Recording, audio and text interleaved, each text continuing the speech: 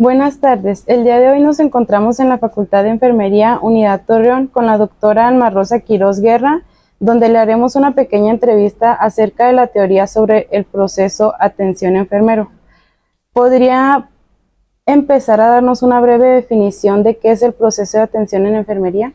Bueno, el proceso de atención de enfermería es una metodología básica para nosotros las enfermeras, a través de la cual nosotros podemos garantizar un cuidado integral y de calidad para la persona que atendemos. El proceso tanto se aplica para atención individualizada, porque podemos hacer procesos personalizados para atender a una sola persona, o bien para atender a una familia, o bien para atender a una población o a un grupo, o prácticamente en lo que es la comunidad, ¿sí? El proceso está sustentado en lo que es el método científico. Entonces, de esta manera es que garantizamos que se cubra todo lo que es la dimensión de la persona humana para atenderlo en todas sus dimensiones. ¿Usted considera que todo lo aprendido en la teoría es aplicado en la práctica? ¿Por qué? Sí, de hecho, debiera de ser siempre así. O sea, todo lo que nosotros aprendemos de manera teórica es factible de aplicarlo en la práctica. Lo que sucede es que en ocasiones a veces el conocimiento está fraccionado y eso es lo que nos limita a la aplicación tácita de manera total. Pero todo lo teórico es factible de aplicarse.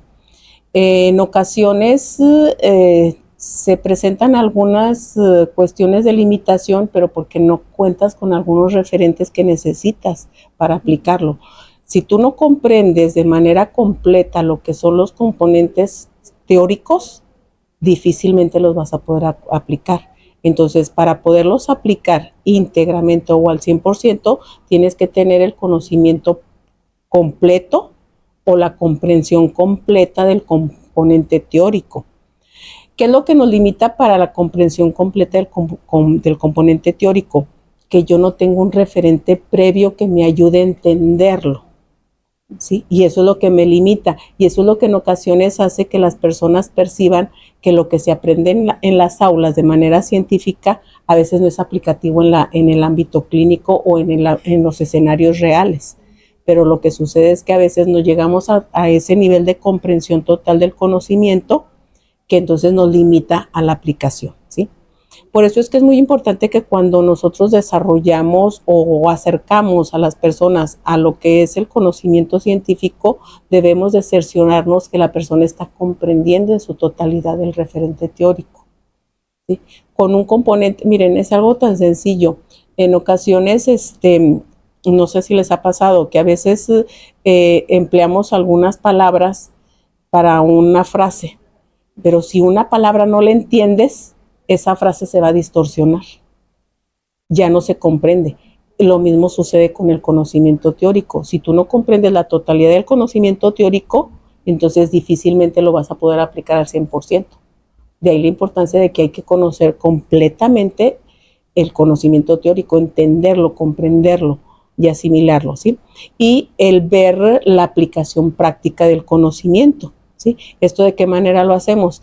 Nosotros en el desarrollo teórico empleamos básicamente dos metodologías que nos ayudan mucho a este respecto. Uno son el estudio de caso, o sea, bajo situaciones reales de un caso. De esa manera podemos ejemplificar de una manera más clara la aplicación del conocimiento científico en escenarios reales, ¿sí? Esa es una de las metodologías. La otra, lo que es la otra metodología que nos acerca más a la comprensión total del conocimiento teórico es el emplear escenarios de simulación, ¿sí? Porque en los escenarios de simulación procuramos que sea un escenario real, muy semejante a la realidad, y eso nos hace o nos permite facilitar la comprensión completa de lo que es el conocimiento teórico, y eso pues permite que sea más fácil para la persona que a la hora de tenerlo que aplicar esté más familiarizado y le sea más fácil aplicarlo. ¿Por qué cree que es de suma importancia que los estudiantes conozcan y dominen el proceso de atención en enfermería? Es muy importante porque es un proceso. Al hablar de proceso, nos va diciendo paso a paso cómo se van a hacer las cosas, ¿sí? Y entonces, la importancia estriba en que al conocer yo paso a paso, pues no voy a omitir pasos, ¿sí? Y el no omitir pasos me permite garantizar que efectivamente el cuidado que yo otorgue sea integral, que sea totalitario. Cuando yo no conozco los pasos, pues fácilmente los voy a obviar. O puedo caer en ese error de obviar pasos y eso no me va a garantizar que el cuidado sea realmente totalitario o integral. Por eso es que es importante conocer el proceso y respetar las etapas del proceso, ¿sí? Y metodológicamente las etapas llevan un orden, pero es metodológicamente para enseñarlo, para el proceso educativo, ¿sí? Realmente en la ejecución, proceso, en ocasiones se van a implementar las etapas de manera traslapada, ¿sí? No puedo decir, nada más voy a valorar. No, porque en el proceso de valoración a lo mejor yo tengo que intervenir, porque se me puede estar presentando una necesidad imperiosa por atender en la persona, entonces tengo que intervenir, ¿sí? Puede traslaparse, pero el que yo conozca todas las etapas y las domine me va a permitir no obviarlas, y el no obviarlas me va a permitir garantizar que el cuidado que yo voy a otorgar sea íntegro y de calidad. ¿Y en qué parte del proceso se sufren más cambios al aplicarlo en la práctica? En cuanto al sufrimiento, yo te preguntaría, ¿sufrir cambios en función de que yo voy a lograr un cambio o sufrir en función de que me genera angustia el aplicarlo? ¿En qué sentido me planteas la pregunta? Al aplicarlo. Al aplicarlo. Sí. O sea, ¿en dónde yo voy a denotar que se den más cambios? Sí. ¿Sí? Bueno.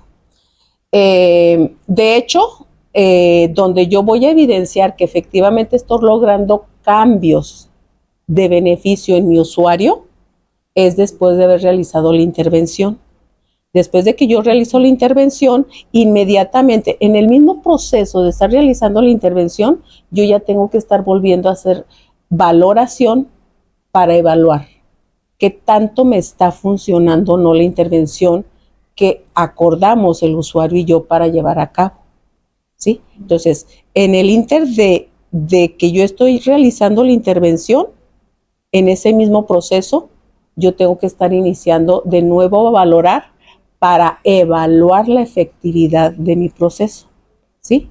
Si yo puedo estar apenas iniciando con la intervención, pero si yo estoy viendo que no se está reflejando ningún beneficio para mi persona, inmediatamente yo tendría que volver a iniciar con la valoración, porque entonces eso me está dando una indicación de que no estoy encaminada a lograr el objetivo con la persona, ¿sí? Por eso es que una de las características del proceso es que es dinámico.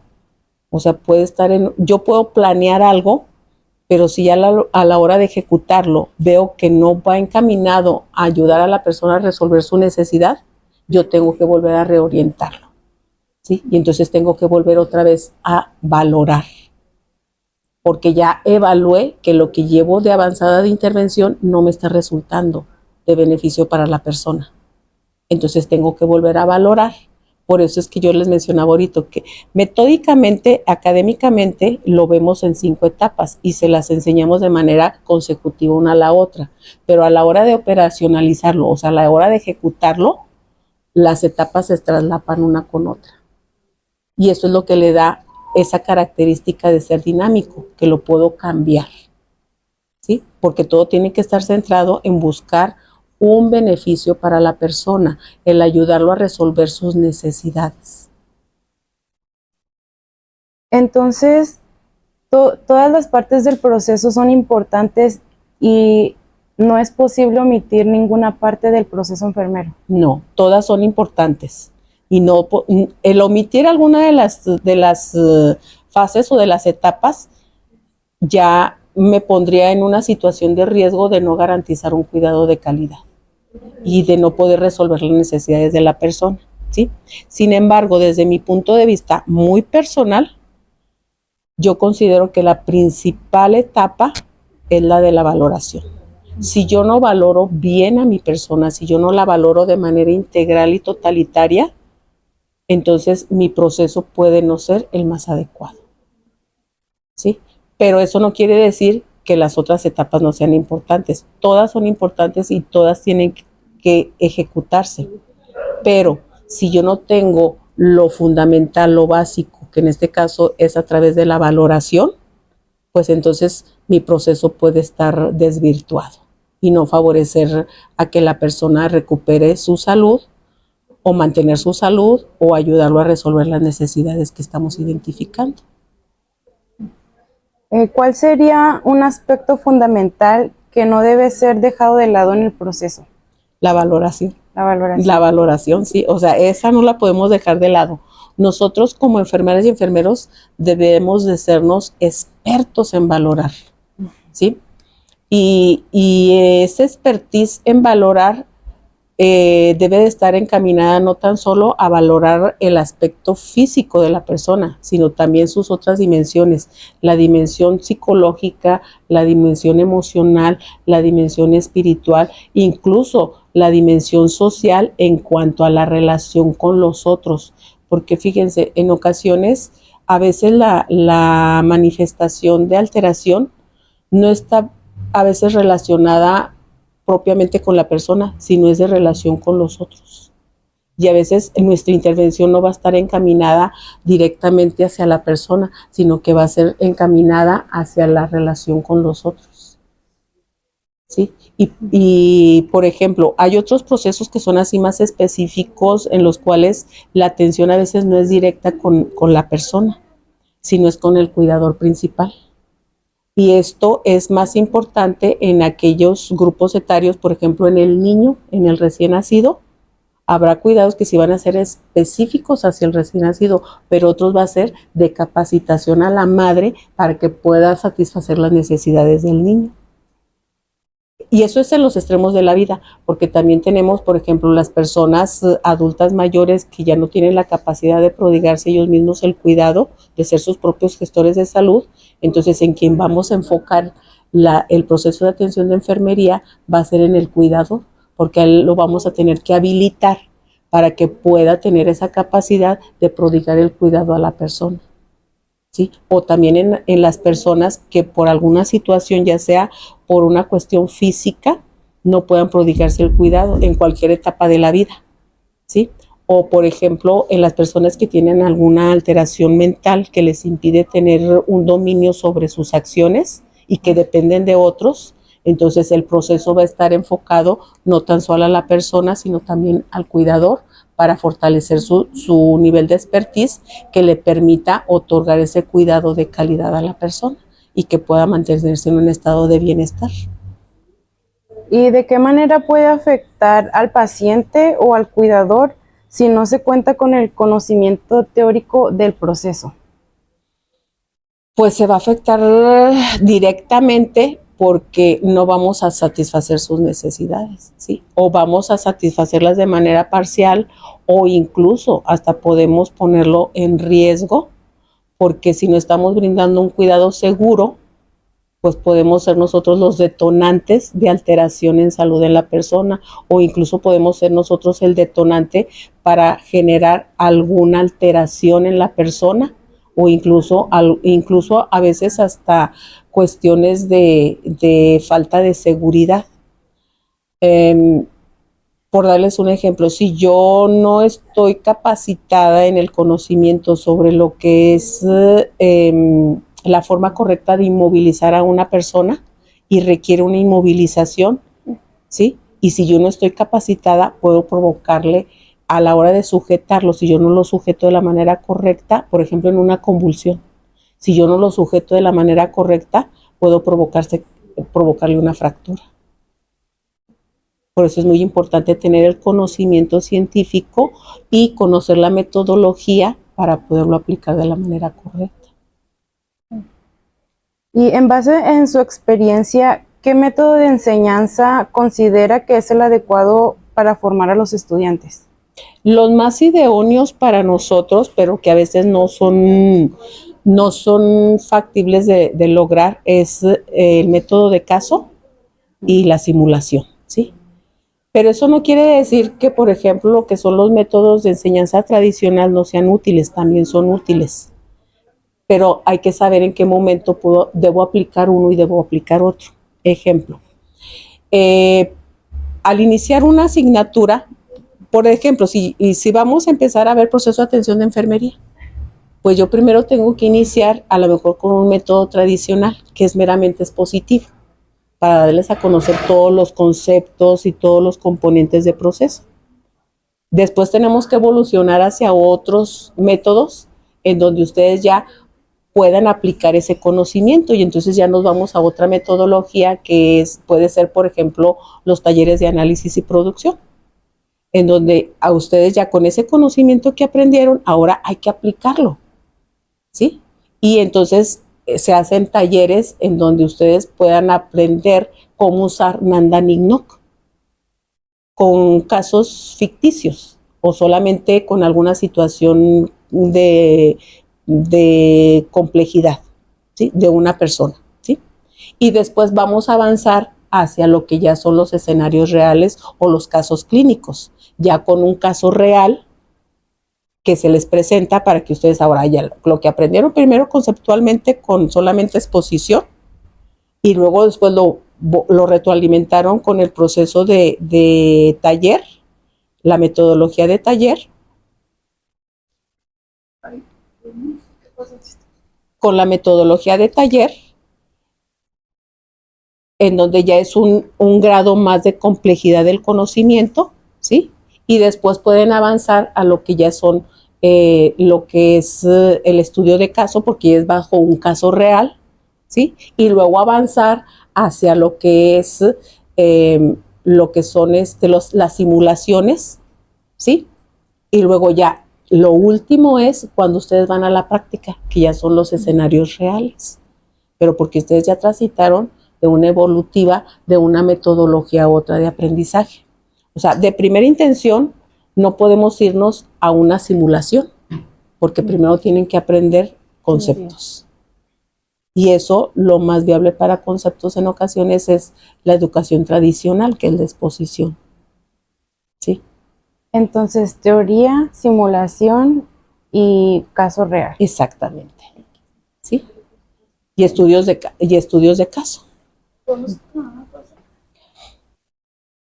Muy bien, doctora. Hemos concluido la entrevista. ¿Le gustaría agregar una sugerencia, un comentario para los estudiantes, los pasantes? Mi comentario sería que, fíjense que proceso es una muy buena metodología y es sencilla porque solamente tiene 5 etapas. Solo que tienen que darse la oportunidad de vivirla. O sea, que realmente lo ejecuten en escenarios reales, en la práctica. Desafortunadamente nosotros nos hemos dado cuenta, y es algo que lo que pues hemos tratado de incidir, es que luego nada más hacen lo mismo que luego lo suelen hacer en otras asignaturas, copia y pega. Se van pasando los procesos de generación a generación. Y entonces no se dan la oportunidad de vivir la experiencia, de tener ese contacto real con la persona, de hacer esa valoración, de poder identificar no solamente los aspectos físicos, sino también los aspectos de necesidad de las otras dimensiones de la persona. Y cuando tú te das esa oportunidad, te das cuenta lo valioso que es el trabajo de enfermería. Lo valioso que es el atender las necesidades de la persona, no solamente no solamente resolverle un síntoma o un signo, sino atender a la persona en su totalidad. Y esto es muy valioso por lo siguiente, y es a lo que yo los invitaría, que se den esa oportunidad de realmente aplicar proceso de la manera correcta, en contacto directo con la persona, no con el expediente clínico, porque luego nos damos cuenta que cuando se van a la práctica, hacen sus procesos, pero del expediente, ¿sí? Y no tienen ese contacto con la persona. Entonces, si tú no tienes ese contacto con la persona, tú no te vas a dar cuenta realmente de sus necesidades. Y a veces una necesidad emocional te va a estar dando manifestaciones clínicas.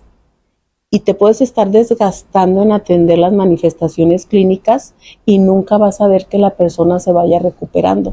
¿Por qué? Porque solamente lo estás viendo de manera superficial. Y si tú identificas esa necesidad emocional y la atiendes, va a dejar de tener las manifestaciones clínicas. Y entonces ahí sí le estás dando un cuidado íntegro y de calidad. De la otra manera no, solamente estás resolviendo una situación objetiva o subjetiva, porque puede ser un signo o un síntoma, pero no estás dando la resolución de fondo. Y entonces la persona va a seguir manifestando una manifestación o otra, un signo, otro síntoma, otro signo, otro síntoma, pero porque no estás resolviendo la necesidad de fondo. Y entonces ese es lo valioso de poder otorgar ese cuidado de calidad. Y eso es competencia de nosotros enfermeras y enfermeros, ¿sí? Pero eso solamente lo vamos a lograr cuando nos demos esa oportunidad de tener ese acercamiento con la persona. Y no solamente con los registros del expediente, o no solamente con lo que nos dice el libro, ¿sí? No, es qué es lo que está sintiendo la persona, que ella no lo exprese. Y de ahí nosotros podemos identificar qué alteración es la que está teniendo y cuál es la que tengo yo que atender. Entonces mi invitación es en eso. La metodología está muy bien estructurada, nos facilita mucho el trabajo, pero tenemos que darnos esa oportunidad. Entonces tenemos que enfocarnos en lo fisiológico y en lo emocional. No tenemos que enfocarnos en la persona, en el ser humano, ¿sí? En sus manifestaciones que él presenta en función de lo que le esté adoleciendo, ¿sí? Y esa situación que lo adolece puede ser a veces física, pero te puede dar manifestaciones emocionales. Y en ocasiones lo que lo adolece es emocional, pero se presenta de manera física. Y entonces nosotros tenemos, y proceso nos da esa oportunidad de poder discernir y llegar a ese fondo de la situación. Si es algo físico, que lo que me está presentando es algo emocional. Entonces resuelvo lo físico y lo emocional se va a resolver.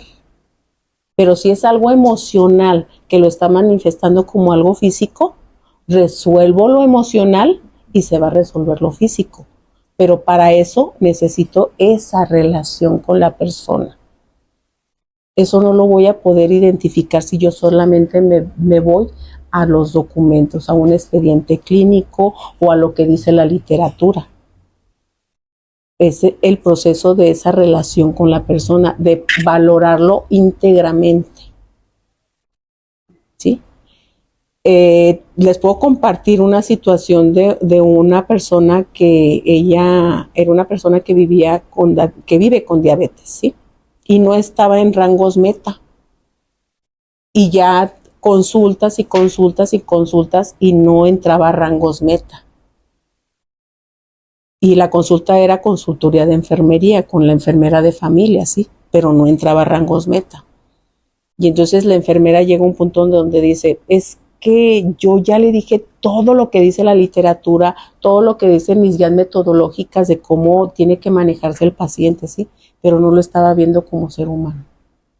Hasta que se interesó en verlo como ser humano y entonces le dijo, bueno, ¿por qué no hace lo que yo le digo que tiene que hacer?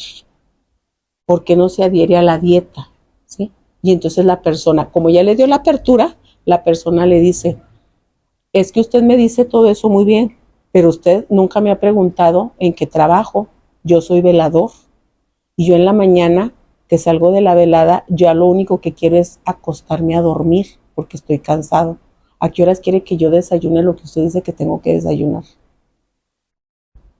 Yo me duermo y cuando me despierto ya lo que quiero es comer lo que sea. Entonces yo no voy a estar cuidando de que voy a comer esto que usted me dice que puedo y esto que no puedo.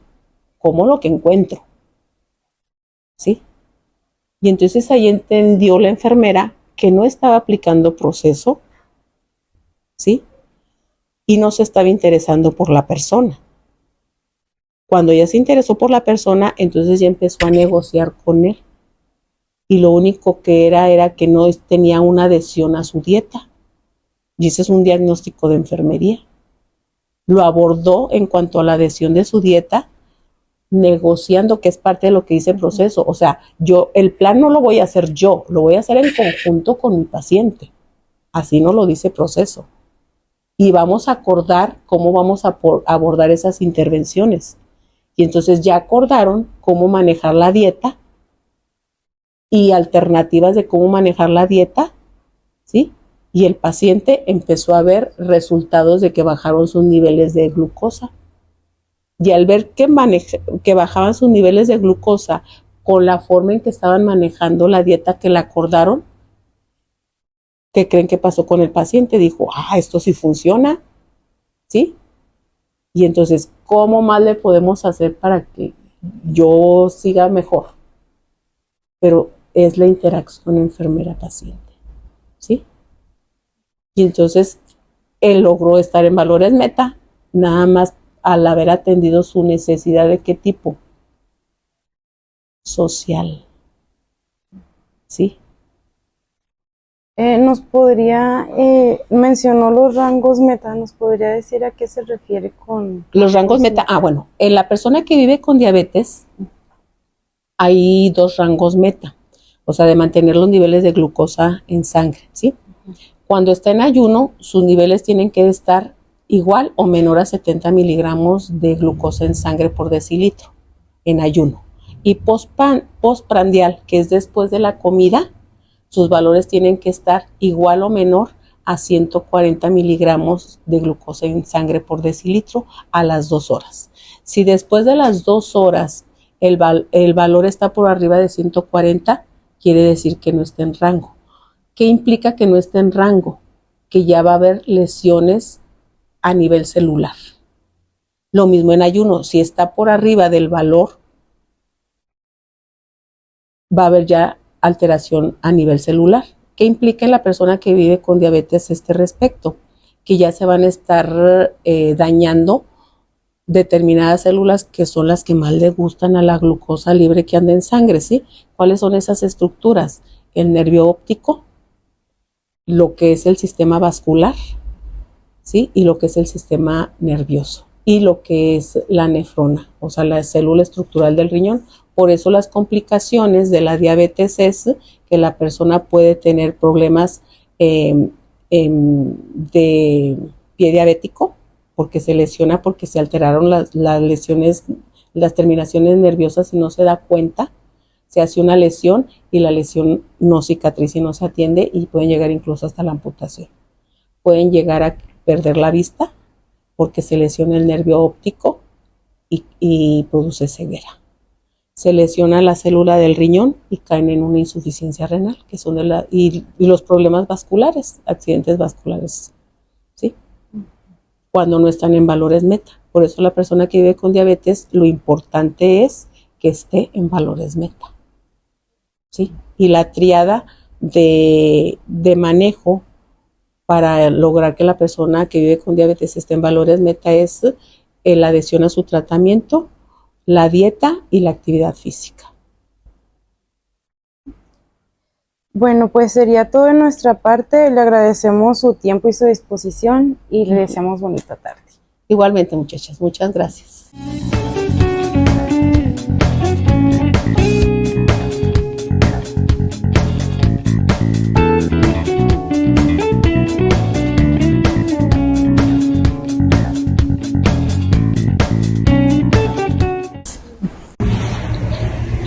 Buenas tardes, nos encontramos en la Facultad de Enfermería de la Universidad Autónoma de Coahuila, Unidad Torreón, realizando una actividad del proceso Cáritas número 6, uso creativo del ser y de todas las formas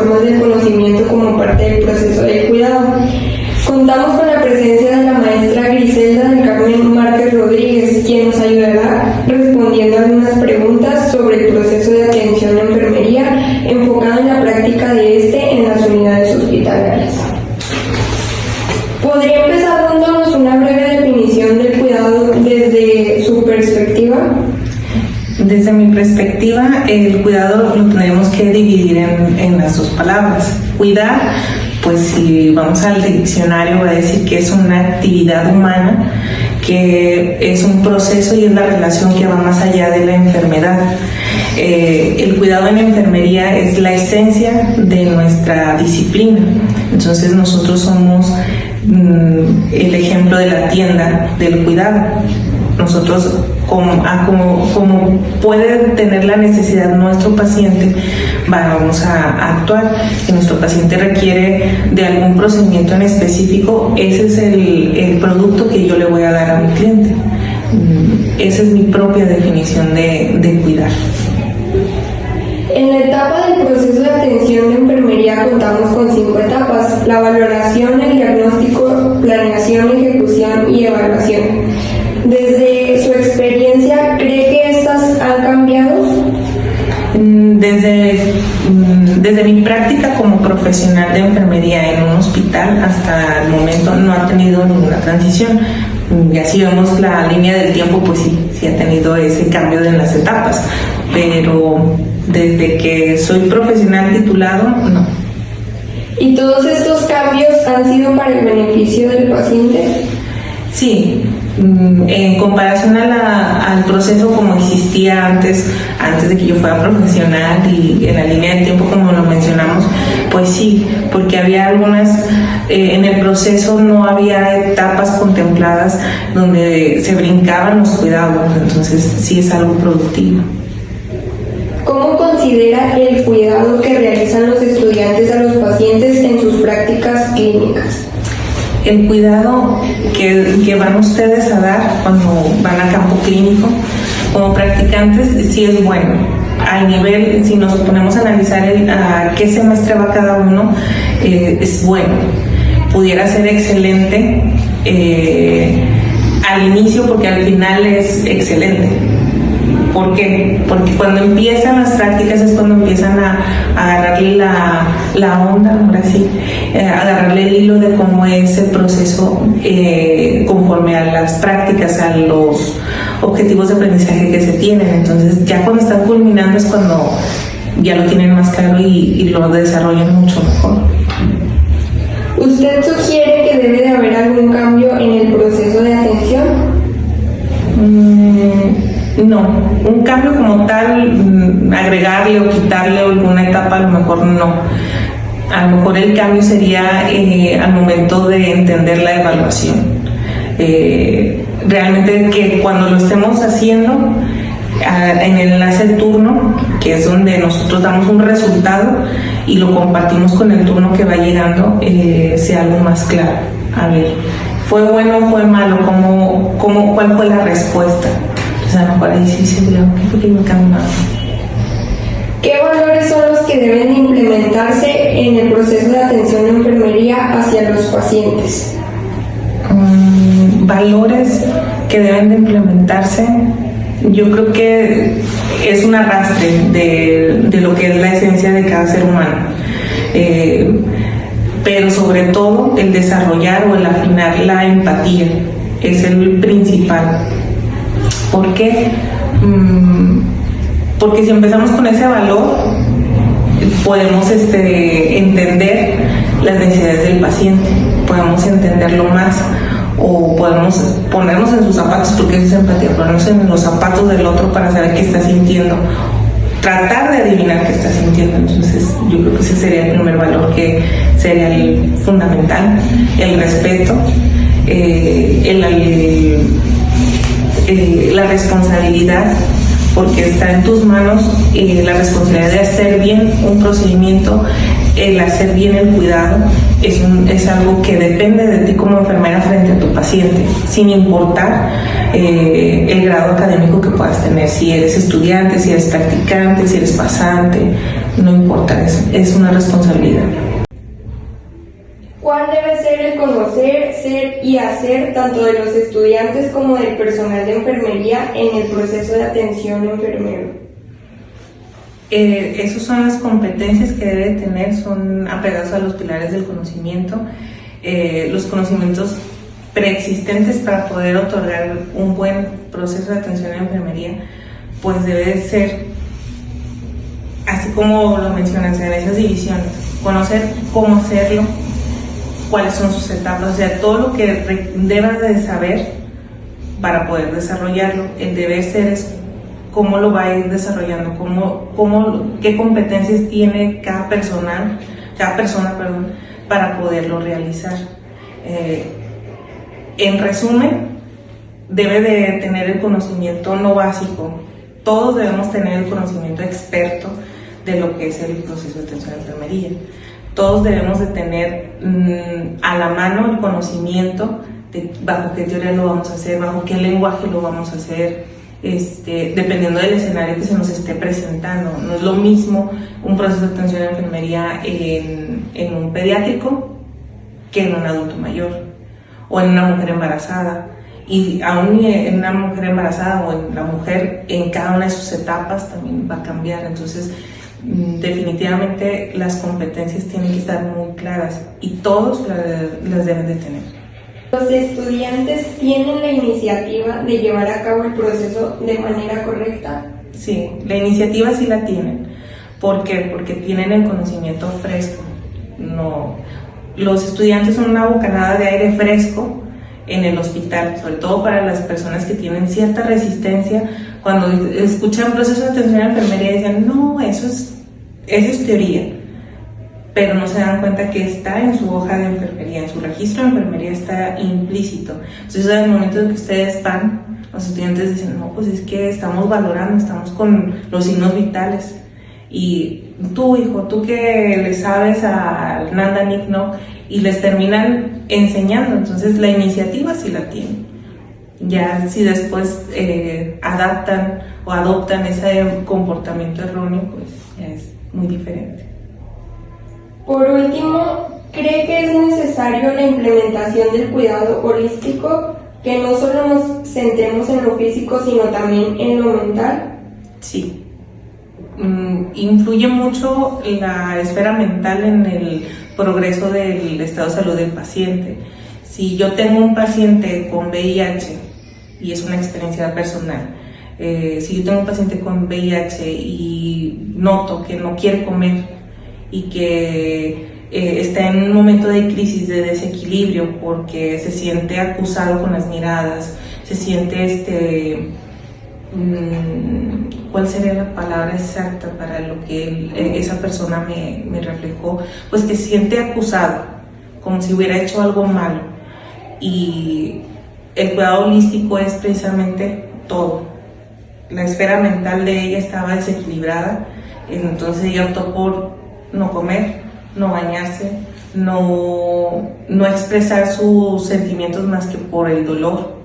Ella gritaba de dolor hasta que hubo alguien que se pudo acercar, escucharla y decir, a ver, no es tanto el proceso de la enfermedad, es el proceso mental, de estar aquí en el hospital, de estar escuchando, de estar viendo que hay compañeros, hay otras personas dentro del hospital que la empezaron ves a un aislamiento y más de este tipo, de esta índole, dices, no me acerco. Entonces ese rechazo lo siente la persona. Entonces es muy difícil no ponerle atención a la parte mental.